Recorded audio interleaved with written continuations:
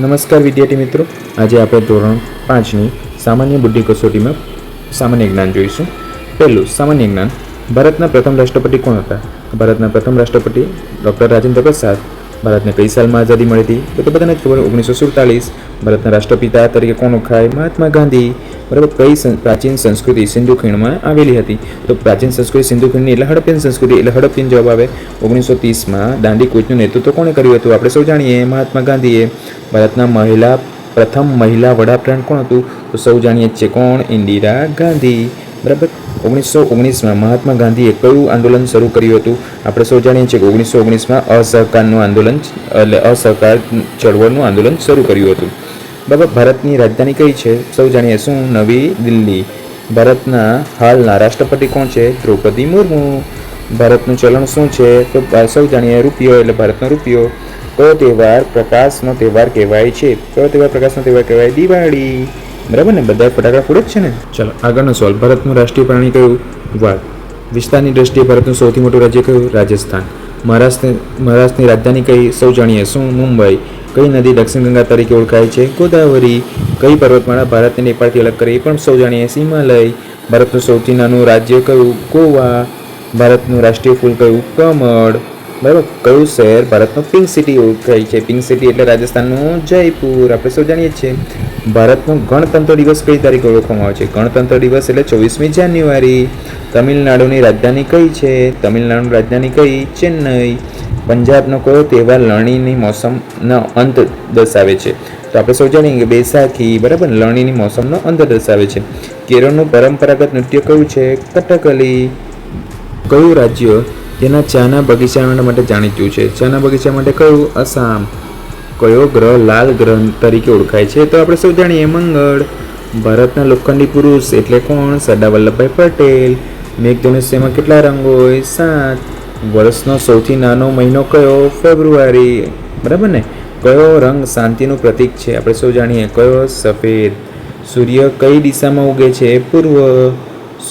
સૌથી મોટા ઈંડા મૂકનાર પક્ષીનું નામ શું? તો આપણે સૌ જાણીએ શાહમૃગ. આપણે ભણવામાં બી આવી ગયું છે. ઉગતા સૂર્યની ભૂમિ તરીકે ઓળખાતો દેશ કયો છે? જાપાન. કયો પ્રાણીનો રંગ બદલવાની ક્ષમતા ધરાવે છે? આપણે સૌ જોયું જ છે, ખબર ને? કાચિંડા. આપણે સૌ જોઈએ જ છે ને. વિશ્વનું સૌથી મોટું પક્ષી કયું છે? શાહમૃગ. જમીન પરનું સૌથી મોટું પ્રાણી કયું? તો આફ્રિકન હાથી. ચાલો, નીચેનામાંથી કયું પ્રાણી વિદ્યુત સંકેત દ્વારા ચેતવણી આપે છે? તો શું આવે? માછલી. એના માટે કયું પ્રાણી મનુષ્ય કરતાં 4 ગણું વધારે જોઈ શકે છે? તો આપણે સૌ જાણીએ છીએ કે સમડી પર 4 ગણું વધારે જોઈ શકે. ગરુડ, ગીધ એટલે આપેલ તમામ આપણા કરતાં વધારે જોઈ શકે છે. સમડી, ગરુડ, ગીધ. બરાબર. નીચેના માટે સૌથી વધુ સચેત ઘ્રાણેન્દ્રિય કોની છે? તો આપણે સૌ જાણીએ છીએ કે સચેત ઘ્રાણેન્દ્રિય કોની? કૂતરાની. બરાબર ને? વાઘની કઈ ઇન્દ્રિય ખૂબ જ તીવ્ર હોય છે?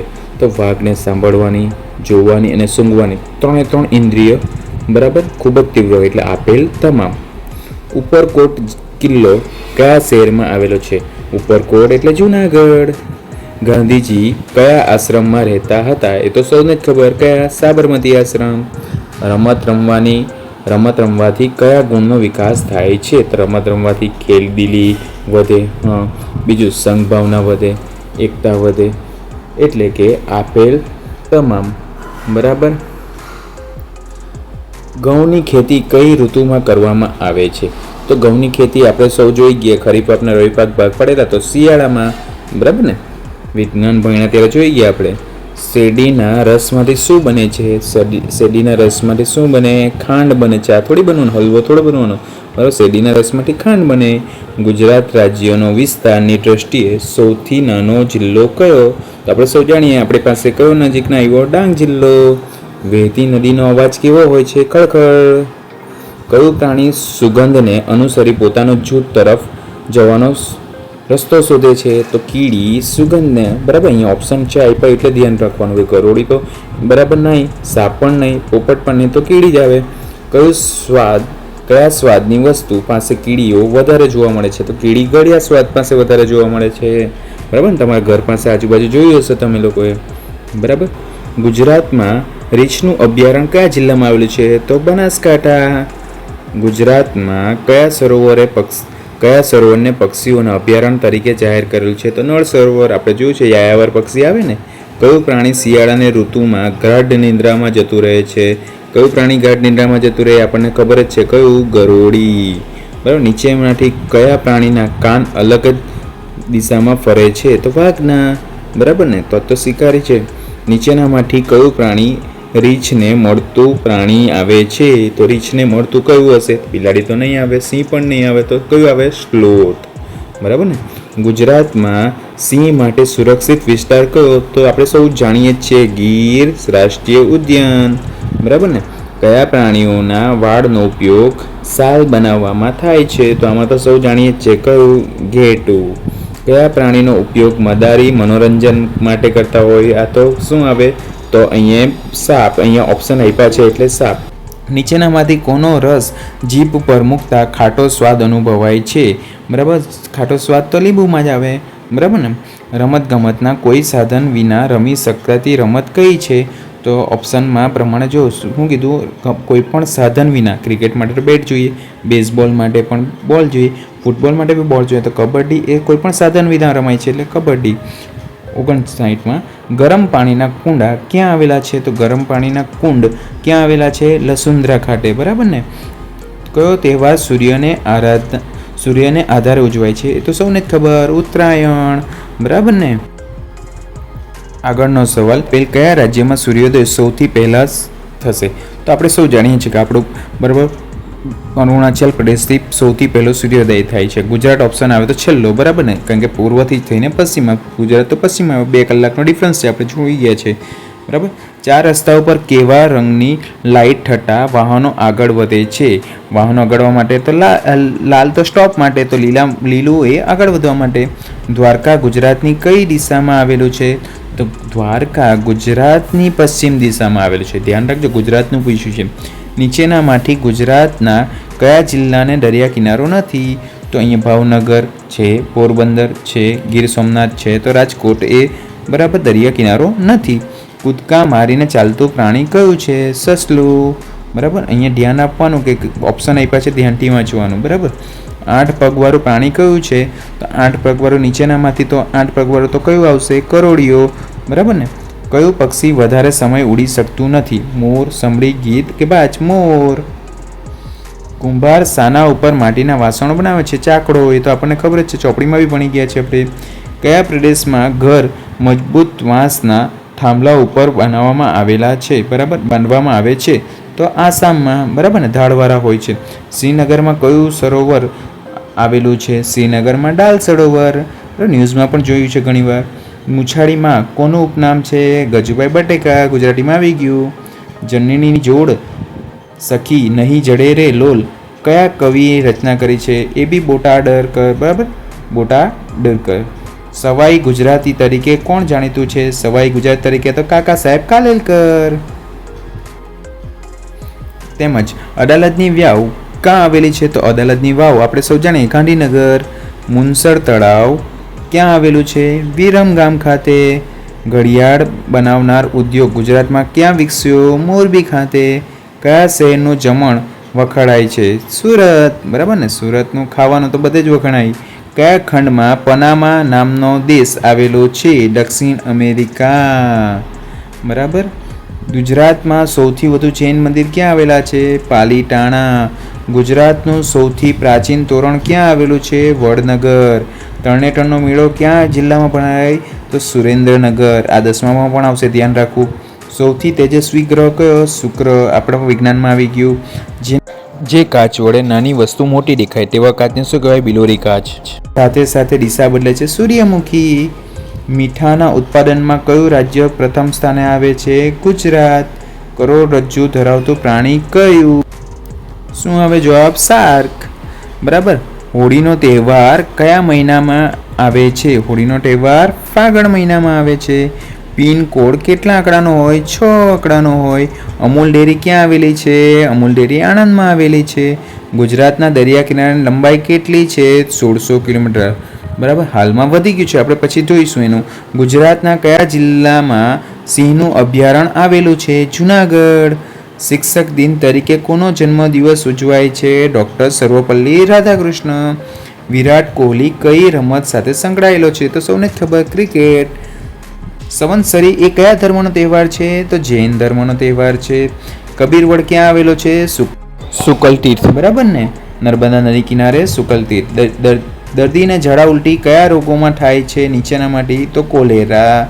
ગૌતમ બુદ્ધનું બાળપણ નામ? સિદ્ધાર્થ. કાળો ડુંગર કયા જિલ્લામાં આવેલો છે? કાળો ડુંગર કચ્છ જિલ્લામાં આવેલો છે. કોને વનસ્પતિનું રસોડું કહેવાય? પર્ણ, કારણ કે પર્ણ જ ખોરાક બનાવે છે. આપણે જાણીએ છીએ કઈ પ્રક્રિયા દ્વારા? તો સૂર્યપ્રકાશ લઈને પછી પર્ણ, બરાબર, પ્રકાશ સંશ્લેષણની ક્રિયાથી ખોરાક બનાવે છે ક્લોરોફિલનો ઉપયોગ કરીને. ગરબા કયા રાજ્યનું પ્રચલિત નૃત્ય છે? તો સૌને જ ખબર, ગુજરાત. પક્ષીને આપવામાં આવતા અનાજને શું કહેવાય છે? ચણ. કયું શ્વસન અંગ નથી? બરાબર, નાક એ શ્વસન અંગ છે. ફેફસા એ પણ શ્વસન અંગ છે. અન્નનળી એ શ્વસન અંગ નથી, પાચન અંગ છે. ઘોડાને રહે તે સ્થળને શું કહેવાય છે? જ્યાં ઘોડા રહે તેને શું કહેવાય? તબેલા. મીઠાઈ બનાવનારને શું કહેવાય? કંદોઈ. એ તો આપણને બધાને જ ખબર. નર્મદા નદી પર કયો બંધ બાંધવામાં આવ્યો છે? સરદાર સરોવર ડેમ, બરાબર ને? સરદાર સરોવર ડેમ. આકાશમાં ઉડનારને શું કહેવાય છે? નીચેમાંથી, બરાબર. તો અહીંયા જોવાનું, આકાશમાં ઉડનારને શું કહેવાય? ખેચર કહેવાય. મરઘીના બચ્ચાને શું કહેવાય? પીલું. મૂર્તિ બનાવનારને શું કહેવાય? શિલ્પી. વડતાલમાં કયા ધર્મનું યાત્રાધામ છે? સ્વામિનારાયણ. કયા દેશનું રાષ્ટ્રીય ચિહ્ન છે? કમળ. કયા દેશનું રાષ્ટ્રીય ચિહ્ન? તો ફ્રાન્સ. ધ્યાન રાખજો, અહીંયા ભૂલ નહીં કરતા. ભાગલા પાડો અને રાજ કરો નીતિ કોણે અપનાવી હતી? તો ડેલહાઉસીએ, બરાબર ને? હેલી શબ્દ કેટલા દિવસમાં વરસાદ માટે વપરાય છે? તો 7 થી 10 દિવસના વરસાદ માટે વપરાય છે. ધ્યાન રાખજો, સમ્રાટ અશોક કોનો પુત્ર હતો? બિંદુસારનો પુત્ર હતો. ઉકાઈ જળ વિદ્યુત મથક કઈ નદી પર આવેલું છે? તાપી નદી ઉપર. ચેસ બોર્ડમાં કેટલા ચોરસ હોય છે? 64, બરાબર. 8-8ની લાઈન, 8-8 64. ઓસ્ટ્રેલિયાનું રાષ્ટ્રીય પ્રાણી કયું? કાંગારૂ. ગાજર માટે કયું વિટામિન મળે? Vitamin A. કુચીપુડી નૃત્ય ભારતના કયા રાજ્ય સાથે સંકળાયેલું છે? આંધ્રપ્રદેશ. શિવાજીના માતાનું નામ? જીજાબાઈ. કઈ ધાતુમાંથી અતિ પાતળા વરખ બની શકે છે? ચાંદી. સવારમાં સૂર્યનો કોમળ તડકો લેવાથી કયું વિટામિન મળે? વિટામિન ડી, બરાબર. ઘરે કોઈને વિટામિન ડીની કમી હોય તો ધ્યાન રાખજો. સફેદ હાથીના દેશ તરીકે કયો દેશ જાણીતો છે? થાઈલેન્ડ. વોલીબોલમાં કેટલા ખેલાડી હોય છે? તો આ તો સૌ બધાને જ આવડે. કેટલા? વોલીબોલમાં કેટલા ખેલાડી હોય? 6, બરાબર. ગુજરાતના કયા મેળામાં ગઢેડાને લે વેચ થાય છે? તો વોઠાનો મેળો, એટલે કે ગોળ ગધેડાનો મેળો ને. ગોવાની રાજધાની કઈ છે? પણજી, બરાબર ને? જહાજ ભાગવાનું બંદર કયા જિલ્લામાં આવેલું છે? ભાવનગર, બરાબર ને? દાદા હરીની વાવ ક્યાં આવેલી છે? અમદાવાદ ખાતે. જેસલ તોરણની સમાધિ કયા નગરમાં આવેલું છે? અંજાર. ભૂતાનની રાજધાની કઈ છે? થિમ્પુ. સ્વામી, બરાબર, મહાવીર સ્વામીનો જન્મ ક્યાં થયો હતો? મહાવીર સ્વામીનો જન્મ કપિલ વસ્તુ ખાતે થયો હતો. ખાટા ફળોમાં કયું વિટામિન હોય છે? Vitamin C. ધ્રુવનો તારો કઈ દિશામાં જોવા મળે? તો બધાને જ ખબર, ઉત્તર દિશામાં. કચ્છનો સૌથી ઊંચો ડુંગર કયો છે? કાળો ડુંગર. બૌદ્ધ સાધુઓને કયા નામે ઓળખવામાં આવે છે? લામા તરીકે ઓળખવામાં આવે છે. સૌરાષ્ટ્રની સૌથી મોટી અને લાંબી નદી કઈ છે? ભાદર. માનવ શરીરનો મૂળભૂત એકમ કયો છે? માનવ શરીરનો મૂળભૂત એકમ કયો? કોષ. ધોરણ 9માં પણ આવશે, ધ્યાન રાખજો. ગાંધીજીનો જન્મ ક્યાં થયો હતો? પોરબંદર ખાતે. ભારતનું રાષ્ટ્રીય વૃક્ષ કયું? વડ. કયા સમ્રાટને હિન્દનો નેપોલિયન કહેવામાં આવે છે? ચંદ્રગુપ્ત. ચંદ્રગુપ્તની વાર્તા તમારે બહુ ધ્યાન રાખવાની છે. 5 નદીઓનો પ્રદેશ કોને કહેવાય છે? પંજાબ. અશોકનો શિલાલેખ ક્યાં આવેલો છે? તો ગિરનારની તળેટીમાં, એટલે ગિરનાર.